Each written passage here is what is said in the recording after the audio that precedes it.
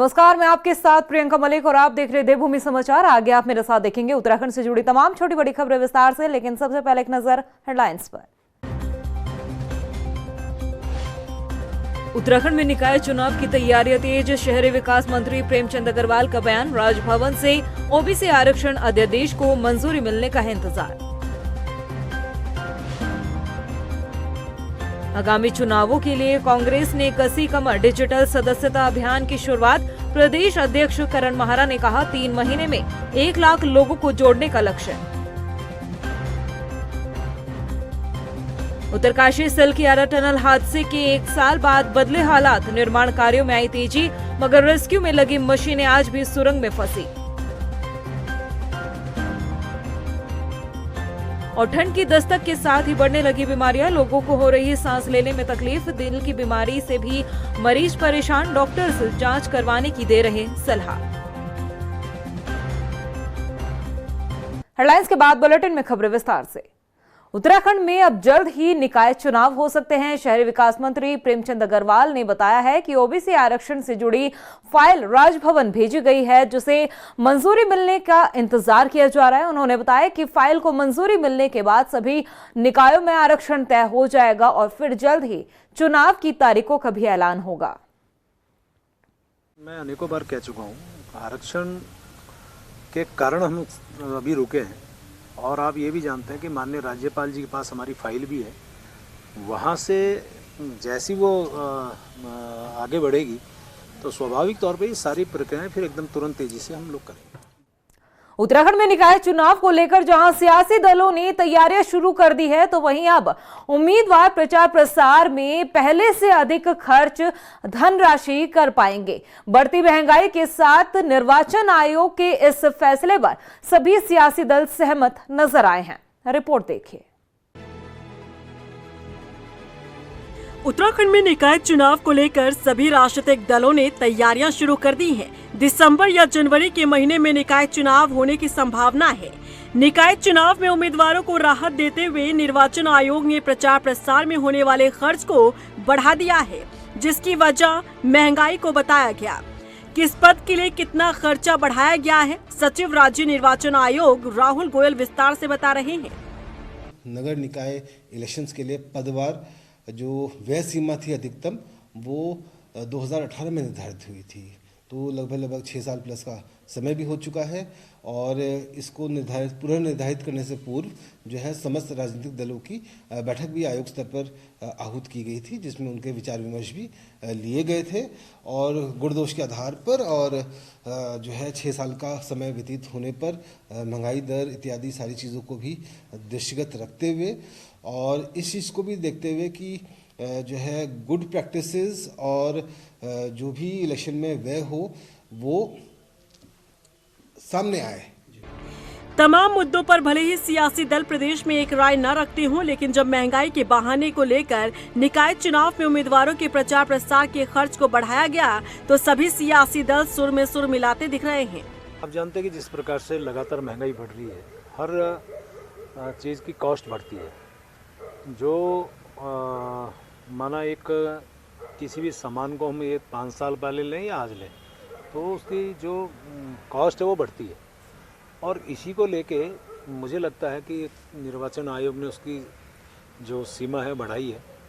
और वैसे भी मैं ऐसा मानता हूँ कि सीमा निर्धारित की जाती है, उसके अंदर प्रत्याशी को अपना चुनाव खर्च करना पड़ता है, तो ठीक है। मैं उसको सही मानता हूँ, क्योंकि सबको पता है पेट्रोल डीजल गाड़ी सब महंगा हो गया, पोस्टर बैनर सब महंगे हो गए हैं। और अगर आप समय जो पैसे की सीमा है उसको कम रखते हैं तो आदमी खर्च करता है लेकिन दिखाता कम है, उसका कोई लाभ नहीं होता। खर्च की सीमा बढ़ाए जाने से निश्चित ही एक अच्छा कदम है, मैं तो यही मानूंगा, क्योंकि महंगाई बढ़ी है, महंगाई के साथ साथ खर्चे बढ़े हैं, तो खर्चा बढ़ाया जाना कोई बुराई नहीं है। प्रदेश में निकाय चुनाव की तैयारी के लिए जहां सभी राजनीतिक दल तारीखों के ऐलान का इंतजार कर रहे हैं, तो वहीं उम्मीदवारों के लिए चुनाव से पहले ये राहत भरी खबर सामने आई है।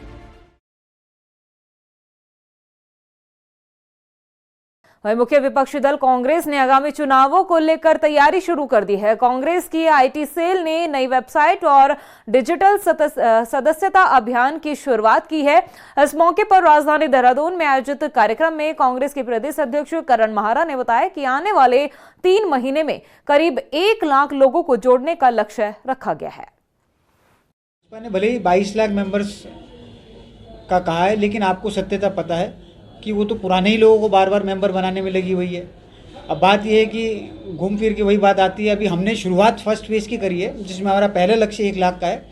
उसके बाद जब हमारे पास 1 लाख लोग जुड़ जाएंगे, उसके बाद हमने 10 लाख का इसमें निर्धारित लक्ष्य रखा है। क्योंकि हम लोग जो है प्रैक्टिकल काम करते हैं, भाजपा की तरह हवाबाजी वाले हम काम नहीं करते कि 20-20 लाख हम करा देंगे, 25-25 लाख हम करा देंगे और घुमा फिरा के जो उनके प्रदेश के नेता हैं आप देखेंगे कि कहीं ना कहीं वही दोबारा मेंबरशिप ले रहे हैं। वहीं कांग्रेस के प्रदेश अध्यक्ष करण महारा ने केंद्रीय गृह मंत्री अमित शाह के उत्तराखंड दौरे पर निशाना साधा है। उन्होंने कहा कि केंद्रीय नेताओं का दौरा लगातार उत्तराखंड में रहता है और उत्तराखंड की जनता को उनसे आस होती है, लेकिन बीजेपी नेताओं के आने से जनता को कोई भी फायदा कभी नहीं पहुंचता। देखिए, कई बार आ चुके हैं, लाभ देखने को तो कुछ नहीं मिला। हम तो यही कह रहे हैं कि महिला अपराध में हम पहले नंबर पे हैं। इसके लिए कोई सख्त चीज़ वो कर जाएं और अंकिता के वीआईपी का नाम खुलासा करने का दबाव सरकार पर डाल के जाएं तो हमें खुशी होगी। केदारनाथ में सोने की चोरी का ब्लैक एंड वाइट में सामने आ जाए और जो अन्य चीज़ें हैं यहाँ राज्य में हो रही हैं, आपदा वालों को अभी तक राहत नहीं मिली है। जोशीमठ बर्बाद हो रहा, यहाँ आए थे, अगर 10 मिनट का दौरा जोशीमठ का भी कर लेते तो हमें खुशी होती। उत्तरकाशी की सिलकियारा सुरंग रेस्क्यू को पूरा 1 साल बीत चुका है। इस हादसे में 41 मजदूर फंस गए थे, जिन्हें 17 दिनों की कड़ी मशक्कत के बाद सही सलामत बाहर निकाला गया था। हादसे के 1 साल बीत जाने के बाद टनल सिलकियारा की कितनी तस्वीर बदली है, कितना काम आगे बढ़ा है, इस रिपोर्ट में देखिए। सिलकियारा टनल रेस्क्यू का 1 साल, हादसे के 1 साल बाद कितनी बदली तस्वीर, कितना हुआ सिलकियारा टनल का काम। 12 नवंबर 2023 को हुआ था हादसा। टनल में फंसे थे 41 श्रमिक। 17 दिनों तक चला था रेस्क्यू ऑपरेशन। उत्तरकाशी का सिलकियारा टनल हादसा, जिसे पूरा 1 साल हो चुका है। आज ही के दिन टनल में फंसे 41 मजदूरों को 17 दिनों की कड़ी मशक्कत के बाद बाहर सकुशल निकाला गया था। बता दें, 12 नवंबर 2023 को सुरंग के अंदर मिट्टी धंसने से 41 मजदूर फंस गए थे, जिन्हें 17 दिनों की कोशिशों के बाद बाहर निकाला गया था।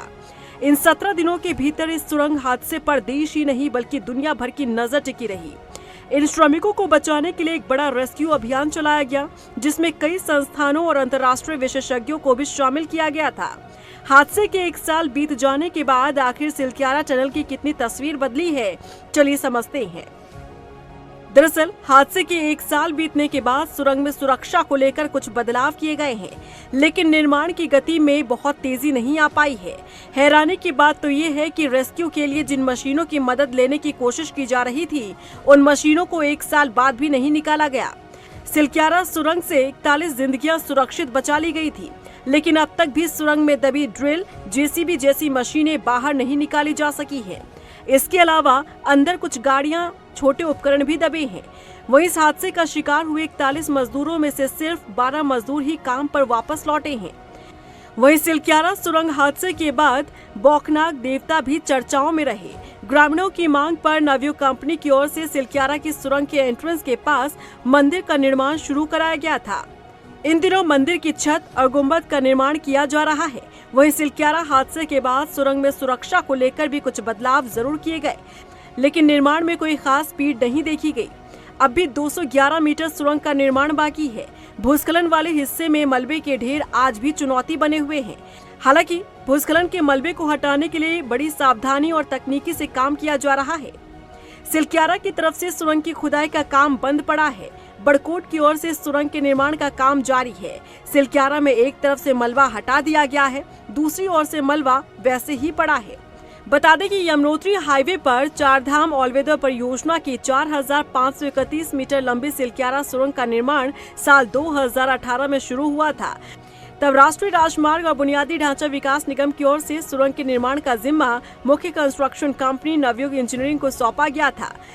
टनल निर्माण का काम चल ही रहा था कि अचानक पिछले साल 12 नवंबर 2023 को भूस्खलन के चलते काम करने वाले 41 श्रमिक टनल के अंदर फंस गए थे, जिन्हें सुरक्षित बाहर निकालने के लिए पूरे 17 दिन लगे।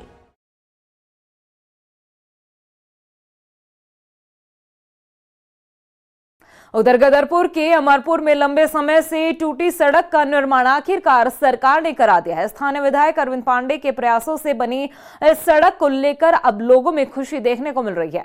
आपको बता दें कि ये सड़क खासी चर्चाओं में रही है। सड़क के खस्ताहाल होने के चलते लोगों में काफी आक्रोश देखने को मिल रहा था और लोगों ने लोकसभा चुनाव का बहिष्कार भी किया था। जो टेक्निकली बाधा थी उसको समाप्त किया गया है और उसका पैसा भी हमने डिपार्टमेंट को, बिडकुल को, कार्यदायी संस्था को, सिडकुल से हमने बिडकुल को पैसा दिलवा दिया है। ठेकेदार के खाते में पैसा आ भी गया है और जिसके क्रम में आज काला माल करने का, पेंटिंग करने का कार्य आज प्रारंभ हुआ है। मैं अर्जुनपुर, रायपुर के हमारे जितने क्षेत्रवासी लोग हैं, बंधु हैं, भाई हैं, बहन हैं, इनको कई सालों तक यहाँ आने जाने में दिक्कत आई, कठिनाई आई।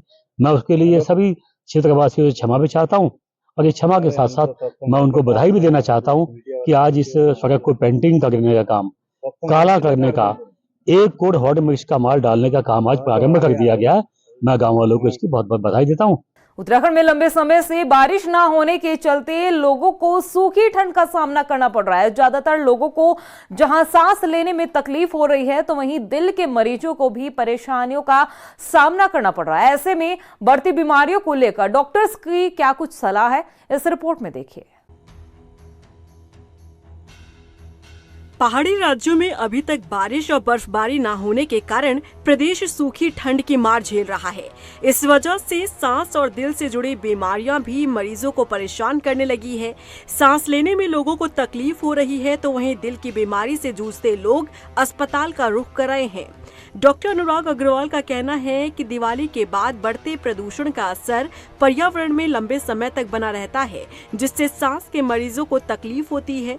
डॉक्टर ने सलाह दी है कि सांस के मरीजों को अपनी दवाई समय से लेना चाहिए और खाने पीने और गर्म कपड़ों का ध्यान रखना चाहिए। हाँ देखिए, बिल्कुल हम देख रहे हैं कि जैसे जैसे ये हमारा पहाड़ी राज्य है तो यहाँ ठंड तेज़ी से बढ़ी है, सुबह शाम की तो कम से कम, और साथ में कंस्ट्रक्शन और एक टूरिस्ट प्लेस होने के नाते व्हीकल का मूवमेंट बहुत ज़्यादा है, तो थोड़ा पोल्यूशन की एक मात्रा भी ज़्यादा रहती है। तो ऐसे में जो हमारा स्मोक और फॉग मिलकर स्मोक बनाता है वो सांस के मरीजों के लिए बहुत ही घातक सिद्ध होता है। उसमें जो ठंडी हवाएं सांस की नली में जाती हैं तो वो संकुचन बनता है, उससे सांस फूलने की बीमारी होना, उससे खांसी बलगम बना रहना, उससे बलगम की और अधिक मात्रा बनना, ये सब बीमारियों से मरीज ग्रसित रहते हैं। तो जिनको पहले से ही सांस की बीमारी है, जैसे कि दमा होना या COPD की बीमारी होना, उन सब में इस टाइम पर एक्जर्सर्बेशन मतलब उसका गंभीर रूप ले लेना, ये एक देखा गया है कि इस तरह के मरीज ज़्यादा आते हैं। तो आपके माध्यम से सभी पब्लिक से अपील है कि अपने एक तो ठंड से बच के रहें, पूरे बाजू के कपड़े पहने, गर्म कपड़े पहने। बहुत सुबह सुबह जो मॉर्निंग वॉक पर लोग जाते हैं तो वो भी अवॉइड कर सकते हैं। वहीं दूसरी ओर कार्डियोलॉजी विभाग के HOD डॉक्टर अमर उपाध्याय का कहना है कि सर्दियों के दौरान दिल की बीमारी के मरीजों में 10 से 30% तक इजाफा हो जाता है। जैसे ही मरीज को दिल का दौरा पड़े उसी समय तुरंत अस्पताल लाना चाहिए, घर में इलाज करने की कोशिश ना करें।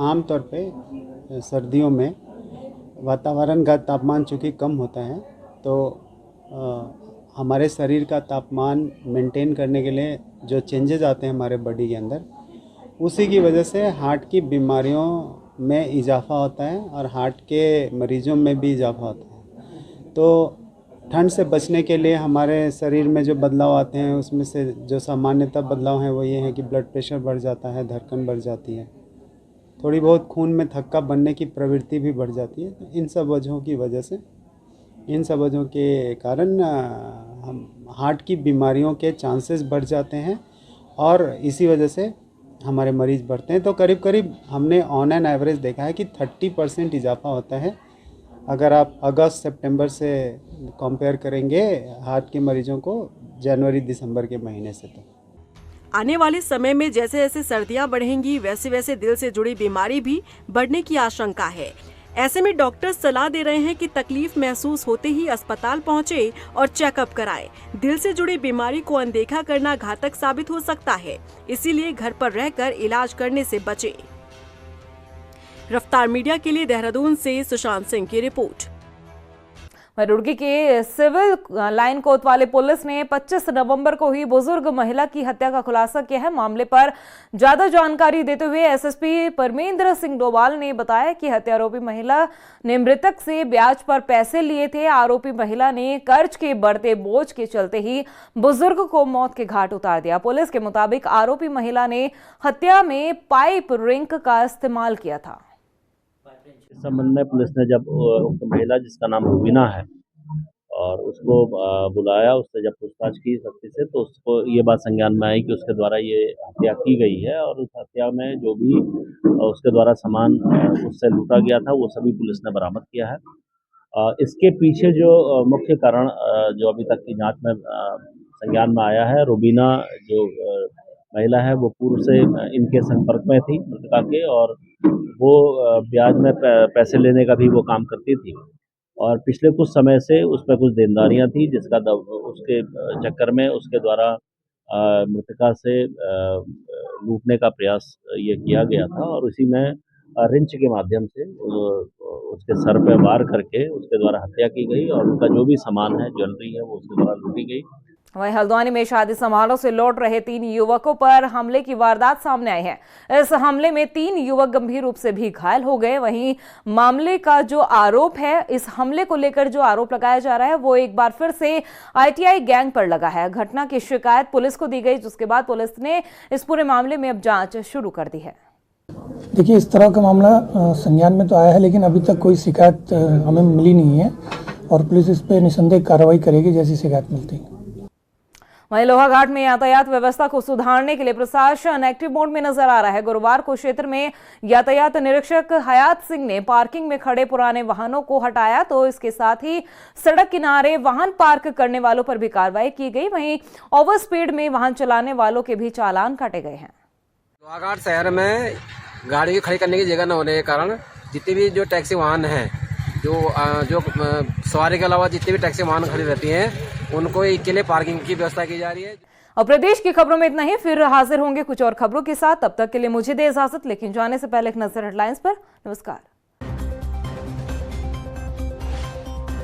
उत्तराखंड में निकाय चुनाव की तैयारियां तेज। शहरी विकास मंत्री प्रेमचंद अग्रवाल का बयान। राजभवन से ओबीसी आरक्षण अध्यादेश को मंजूरी मिलने का है इंतजार। आगामी चुनावों के लिए कांग्रेस ने कसी कमर। डिजिटल सदस्यता अभियान की शुरुआत।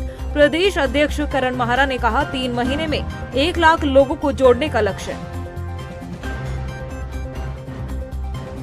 उत्तरकाशी सिलकियारा टनल हादसे के 1 साल बाद बदले हालात। निर्माण कार्यों में आई तेजी, मगर रेस्क्यू में लगी मशीनें आज भी सुरंग में फंसी।